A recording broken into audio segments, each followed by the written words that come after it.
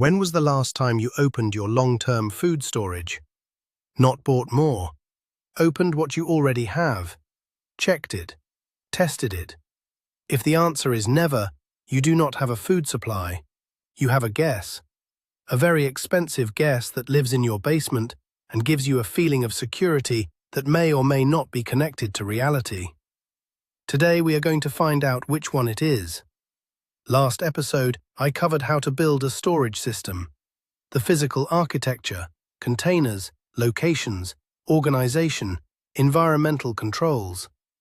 Today is the audit, the part nobody wants to do, because the part nobody wants to do is the part where you might find out something you do not want to know. But that is exactly the engineering mindset. You do not build a system and then assume it works. You test it. You verify. You find the failure modes before they find you. So here is what we are doing. I have a 15-year-old bucket of white rice, sealed, Mylar bag inside, oxygen absorbers, the whole setup. I stored it correctly, or at least I thought I did. And I have 10-year-old canned goods, various types. And I have the original data, the actual research paper that the entire prepping industry built its shelf life claims on. One paper, from 1995. Let us go through all of it. Start with the research, because before we open anything, you need to understand how the numbers you have been quoted were generated. The industry standard claim is that white rice stored properly in Mylar with oxygen absorbers lasts 25 to 30 years. You will see this number everywhere.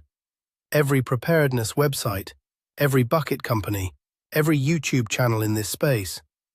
Where does it come from? It comes from a single study. One study conducted at Brigham Young University in 1995 by researchers Dull, Doohan, and Wyatt. That is the citation. The entire shelf life claim for white rice in long-term storage traces back to that one dataset. Now let me tell you what that study actually measured. The researchers stored white rice in nitrogen-flushed, sealed Mylar pouches at a constant temperature of 70 degrees Fahrenheit. Constant, not seasonal variation, not a real basement that goes from 55 degrees in winter to 85 in summer.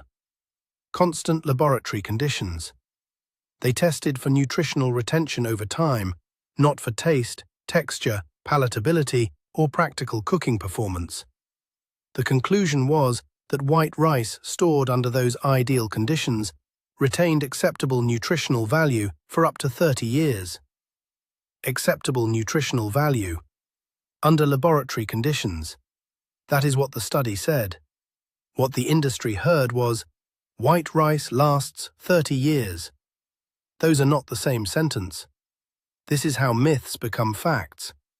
One legitimate piece of research with specific controlled conditions and a specific measured variable gets simplified, repeated, amplified, and eventually printed on the side of a bucket.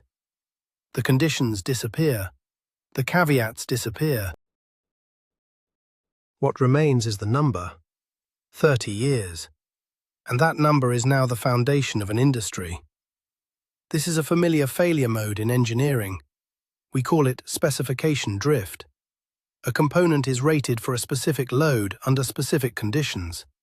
That rating gets quoted without the conditions. Then it gets rounded up. Then it gets treated as a guarantee. And then systems fail because people were designing to the quoted number instead of the actual test conditions. So before I open this bucket, I want to give you the honest version of what properly stored actually requires to get anywhere near those laboratory numbers. Temperature is the biggest variable. Every 10-degree Fahrenheit increase in storage temperature roughly cuts shelf life in half. That is not my number, that is thermodynamics. It is the Arrhenius equation applied to food chemistry. It is the same relationship that governs how quickly chemical reactions proceed. At 70 degrees Fahrenheit, you might approach those laboratory figures. At 80 degrees, a perfectly normal summer basement temperature in much of the country, you have cut your shelf life approximately in half. At 90 degrees, an unconditioned garage in July, you have cut it in half again. The number on the bucket assumes a temperature you probably do not have. Humidity is the second variable. Oxygen absorbers handle oxygen. They do not handle moisture. If your Mylar bag was sealed with any residual humidity, if the rice was not dry when you sealed it, if the absorber was spent before sealing, if the bag developed a micro leak, moisture has been doing chemistry inside that container for however many years it has been sitting there. You cannot see it from the outside. The bucket looks fine. The seal looks fine. The only way to know is to open it. Light is the third variable. Less critical for white rice than for whole grains or fats, but relevant for anything with lipid content. UV degradation is real and it is cumulative. And the fourth variable is what was actually in the bag when you sealed it. White rice, polished, low-fat, is genuinely the most shelf-stable grain. Brown rice has oils in the bran layer that go rancid. Whole wheat has the same problem. Oats have oils. Anything with fat content has a real-world shelf life that is dramatically shorter than the marketing claims, because fat oxidizes and that process produces compounds that are both unpalatable and potentially harmful. The 30-year claim applies specifically to white rice stored specifically at laboratory temperatures. It does not apply to the mixed grain bucket your favorite preparedness company sold you. All right, the bucket.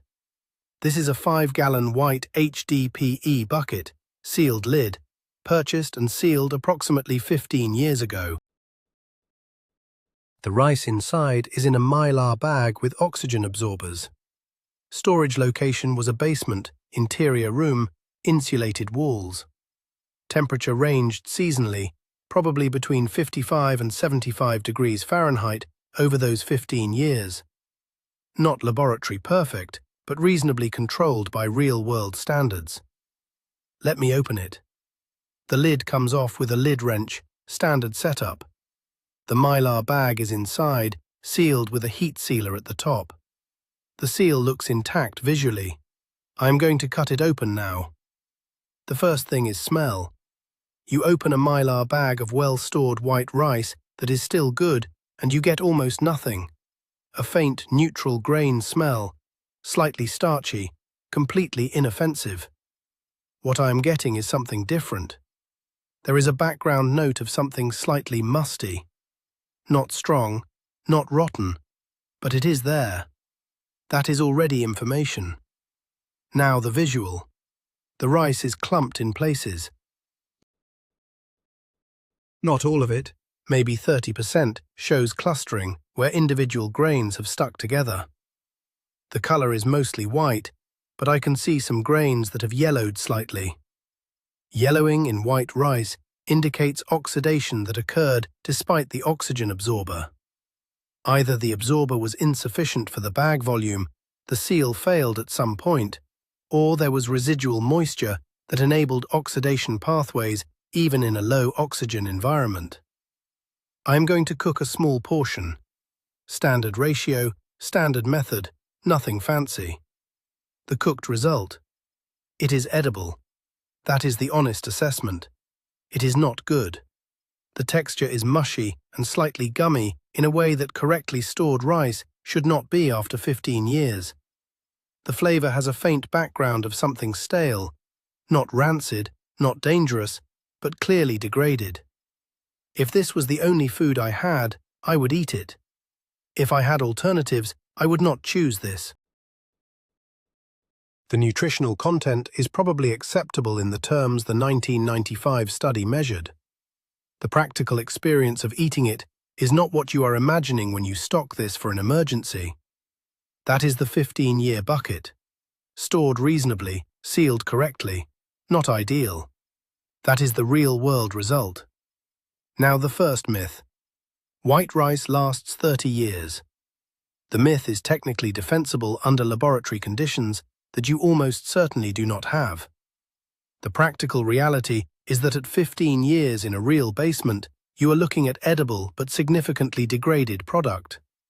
At 30 years in an actual non-laboratory environment, I would expect the degradation to be substantially worse. The myth is not a lie, the study is real. But the myth as applied to real-world storage is systematically optimistic in a way that matters if you are depending on this food. Myth 2. Canned food is safe indefinitely. Quality degrades, but safety does not. This one is more nuanced and in some ways more dangerous because of how it is usually stated. The US Department of Agriculture's position is that commercially canned food is safe indefinitely as long as the can is not damaged, swollen, or leaking. The key phrase is, as long as. A can that has been sitting in a cool, dry location with no physical damage maintains seal integrity and the contents remain sterile. The botulinum toxin cannot survive the commercial canning process and cannot regenerate without contamination. That part is true. Here is what the myth leaves out: quality, texture, nutrition, palatability. I have 10-year-old canned vegetables here: corn, green beans, tomatoes. None of the cans are swollen. All seals are intact. I am opening them. The contents are safe. The contents are also significantly different from what you expect canned vegetables to taste like. The corn is mushy, the color has shifted to a brownish yellow, and the flavor is flat in a way that canned corn, even mediocre canned corn, should not be flat. The green beans have essentially become a uniform gray-green paste, still beans, but beans that have been slowly cooking in their own liquid at ambient temperature for a decade. The tomatoes hold up best, which is consistent with the acidity acting as a preservative beyond just the canning process. Safe? Yes, probably. All of them. Good? No. Palatable? Barely. Nutritionally intact? Significantly less so than the day they were canned, especially water-soluble vitamins, which degrade over years even in sealed cans because the chemistry happens regardless of sterility. The practical problem with the safe indefinitely myth is that it encourages people to treat their canned goods as a static asset. It will be fine when I need it, and it will be safe. But if you have not eaten canned food in years and you crack open a 10-year-old can in a stress situation and it tastes wrong and the texture is wrong, that creates a real psychological and physiological problem. You may not eat it when you need to, or you will eat it and your body, unaccustomed to this particular degraded product, will react poorly. Myth 3. Oxygen absorbers guarantee freshness. They do not. Oxygen absorbers remove oxygen. They do not remove moisture. They do not stop enzymatic reactions that occur in the absence of oxygen. They do not prevent lipid oxidation in high-fat foods, because lipid oxidation can occur through mechanisms that do not require free oxygen in all cases. They do not compensate for temperature. An oxygen absorber is one tool in a system. It handles one variable. The marketing has turned it into a guarantee that covers all variables, which is not what it does. The specific failure mode I see most often is people using oxygen absorbers in combination with foods that should not be stored long-term regardless of oxygen levels. Flour, brown rice, oats, nuts, powdered whole milk. These contain fats. Fats go rancid through a process called lipid oxidation. Oxygen absorbers slow this process but do not stop it, and the pathway that does not require oxygen, hydrolytic rancidity, continues regardless. If you have sealed whole wheat flour in Mylar with oxygen absorbers and you believe it is good for 20 years, you have been told something that is not supported by food chemistry. So what are the real numbers? Here is what the data actually supports for typical real-world storage, not laboratory ideal, but reasonable real-world conditions. Temperature averaging 60 to 70 degrees Fahrenheit. Oxygen absorbers used correctly. Quality Mylar bags sealed properly. White rice, 7 to 10 years for genuinely good quality, up to 15 years for safe but degraded. White sugar, indefinite, it does not support microbial growth and does not go rancid. Salt, indefinite, same reason. Hard white wheat, whole grain, 3 to 5 years before rancidity becomes a quality issue.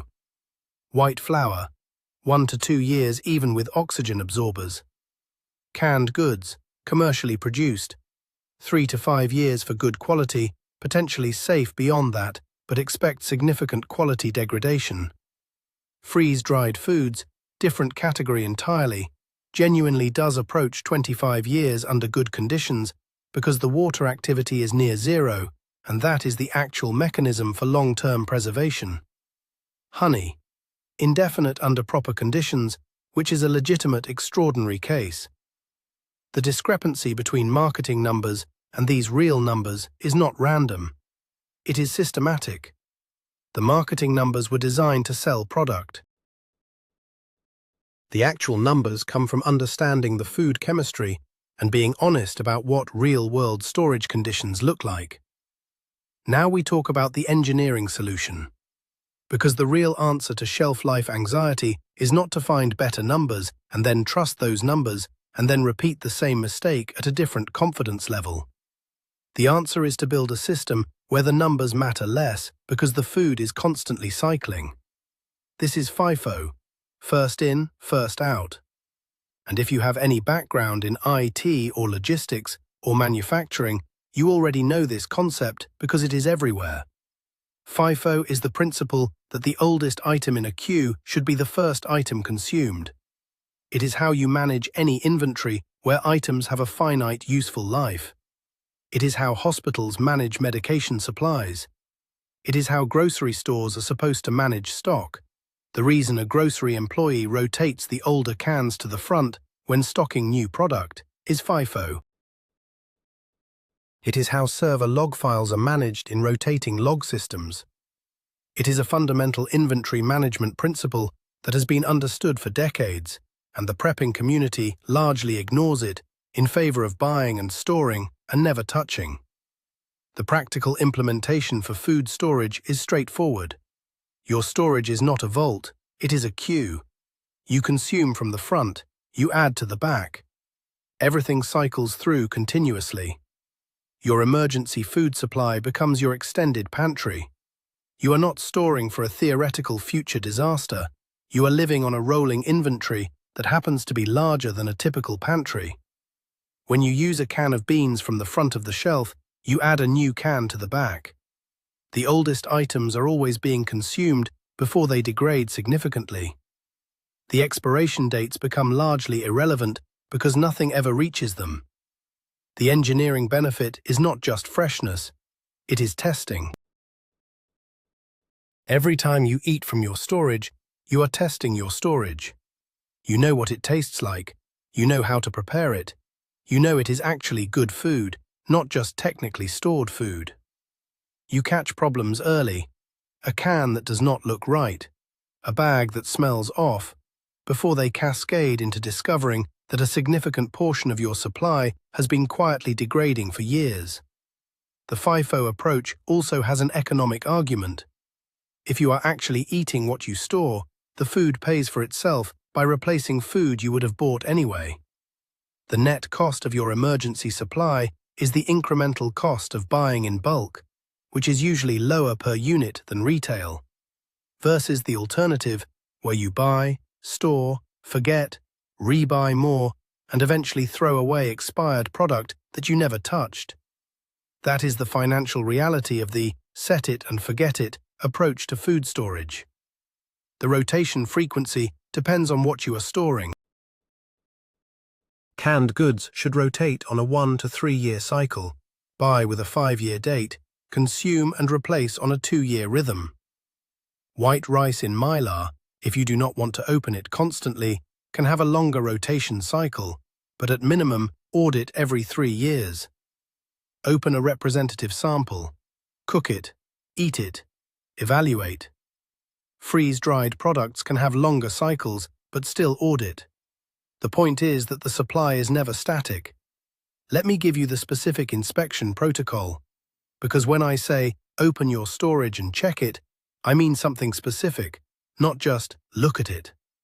For a bucket of rice, open it, smell immediately before anything else. Look for discoloration or clumping. Cook a quarter cup, evaluate texture and taste. For canned goods, check the can exterior for swelling, rust, or dents in seams. Open and smell, look at color, taste a small amount if nothing seems wrong. For Mylar sealed products, press on the bag to check for air. If the bag inflates when you press, the seal has failed and outside air entered. For freeze-dried, color and texture are your primary indicators. It should look and feel like the same product dried out, not discolored or oily or compacted. Document everything: date opened, product, lot if available, assessment, action taken. This is not bureaucracy, this is data. Over time, you build an actual picture of how your specific storage holds up under your specific conditions. That picture is more valuable than any shelf life claim on any bucket, because it is your data from your environment. One more thing, the physical storage review. Last episode, I covered the system build. Today is the first audit of that system, or the audit of whatever you already have. Walk through the storage and ask these questions for every item. Do I know when this was purchased? Do I know the conditions it has been stored under? Have I ever opened it? Have I ever eaten it? Is there any physical sign of compromise, damage, unusual condensation, pest activity, seal failure? If the answer to the first two questions is no, you do not have a food supply. You have unknown inventory of unknown quality. That is not preparedness. That is the feeling of preparedness without the substance of it. And that distinction matters, because when you actually need this food, not as a thought experiment, not as a badge of self-reliance, but because you are actually in a situation where you are eating from your storage, you need to know it works. You need to have eaten it before. You need to know what 20-year-old rice tastes like versus rice you put away 3 years ago. You need to know which cans are actually good and which ones are technically safe but practically inedible. That knowledge only comes from testing, and testing only happens if you stop treating the storage as sacred inventory that you do not touch. Here is the summary.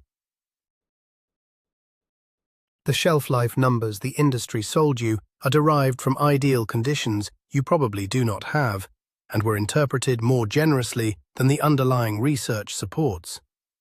Real-world storage produces real-world degradation that is faster than the marketing claims. The solution is not to find better numbers and trust those.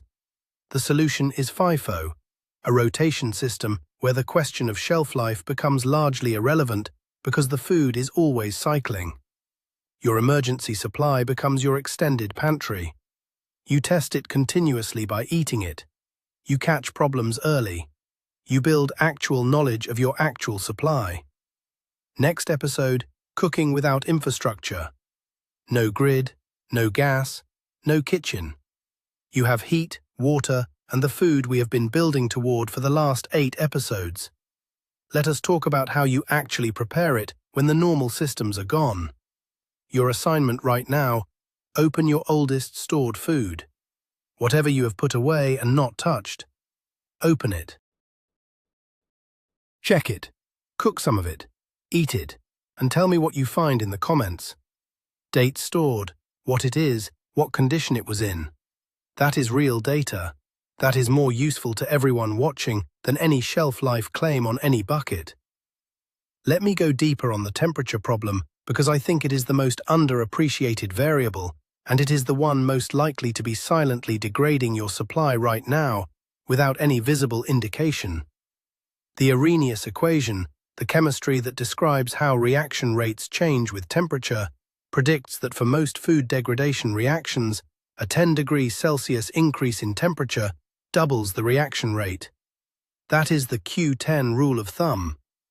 In practical terms for food storage, the difference between a basement that runs at 65 degrees Fahrenheit and a garage or spare room that runs at 85 degrees Fahrenheit in summer is not a small margin.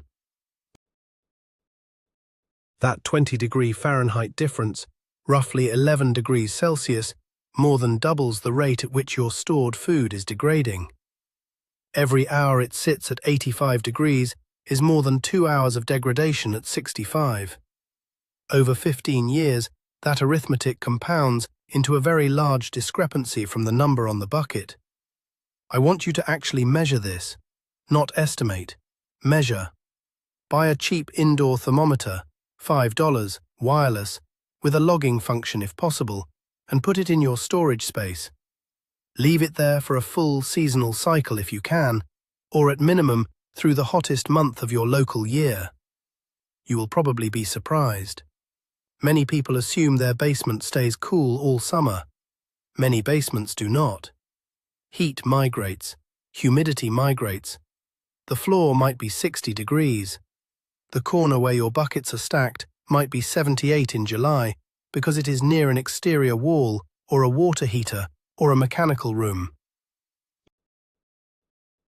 You do not know until you measure, and once you measure, you can act on the data. Move the storage, add ventilation, add a small dedicated cooling unit in extreme cases. The point is that temperature management is not a passive choice. It is an active engineering decision. The second thing I want to expand on is the psychological component of food storage that almost nobody in this community addresses directly.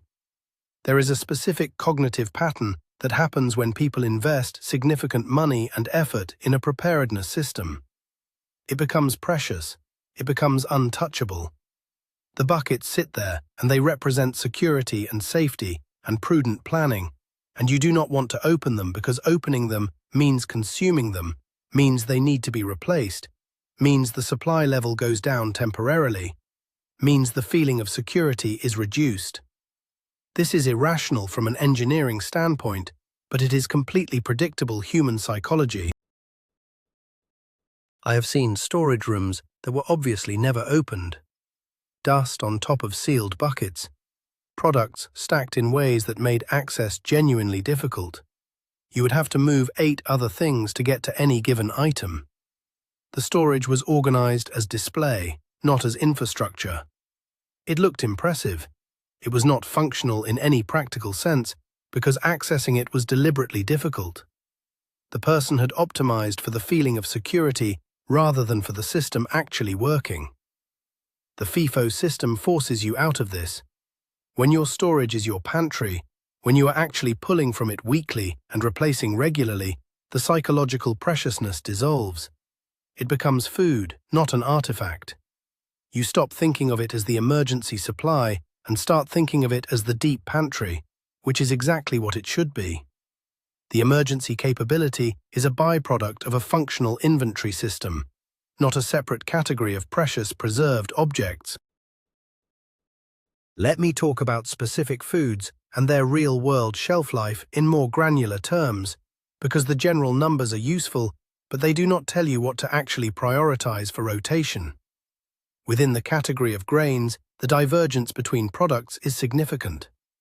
White rice, polished, low-fat, genuinely the most shelf-stable.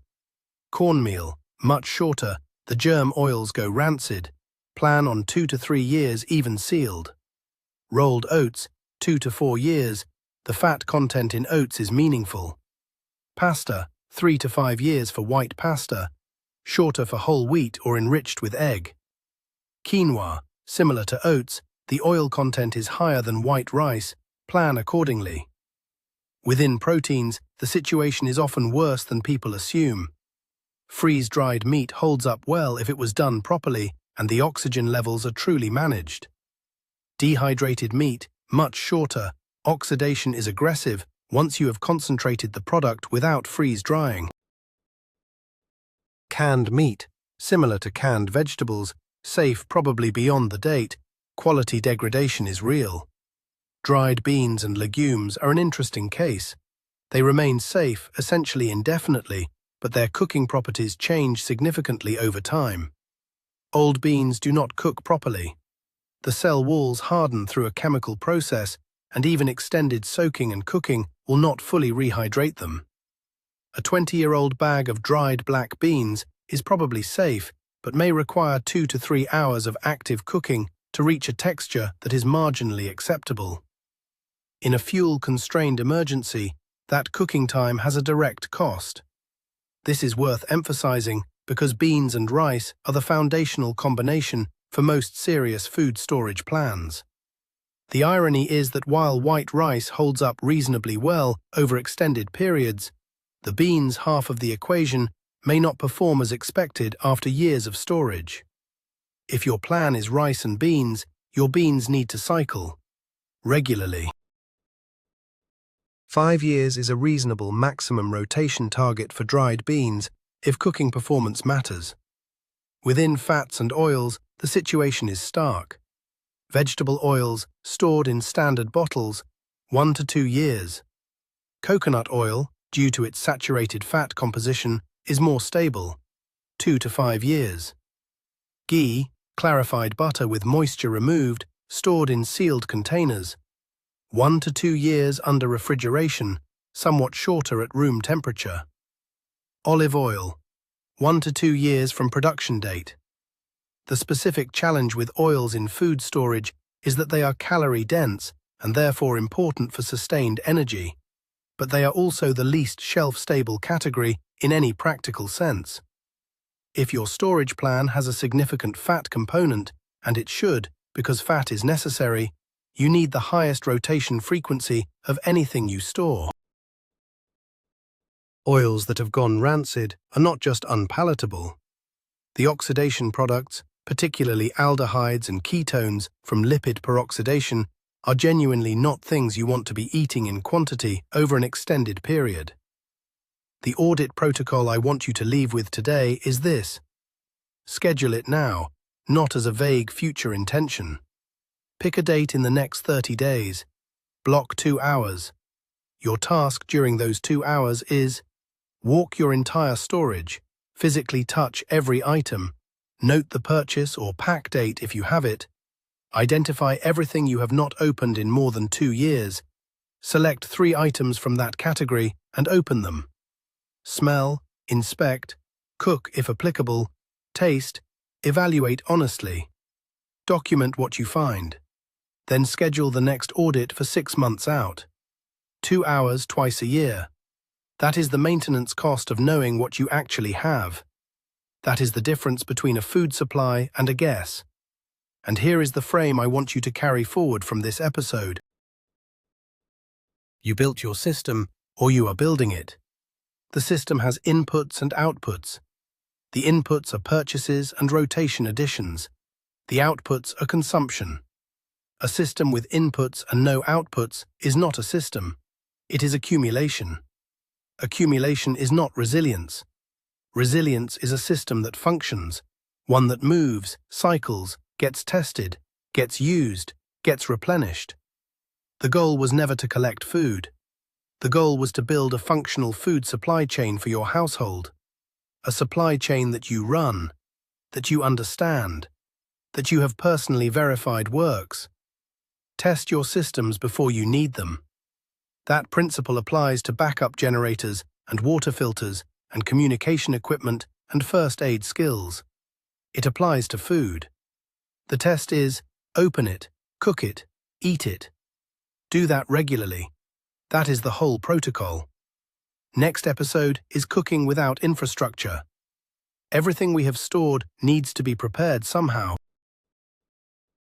And in the scenarios we are building toward, the normal methods may not be available. No electric range, no gas line, no microwave, just heat, water, and what you have put away. We are going to go through the actual physics and practical methods for preparing food when the standard infrastructure is unavailable. It is a more interesting engineering problem than it sounds. Your assignment for right now, open your oldest stored food. Whatever you have set aside and not touched, open it, check it. If it is rice or grain, cook a small portion. If it is canned, open it and assess honestly. And put what you find in the comments. Date stored, product, condition. Build the dataset. Real numbers from real storage in real conditions. That is how we learn what is actually true.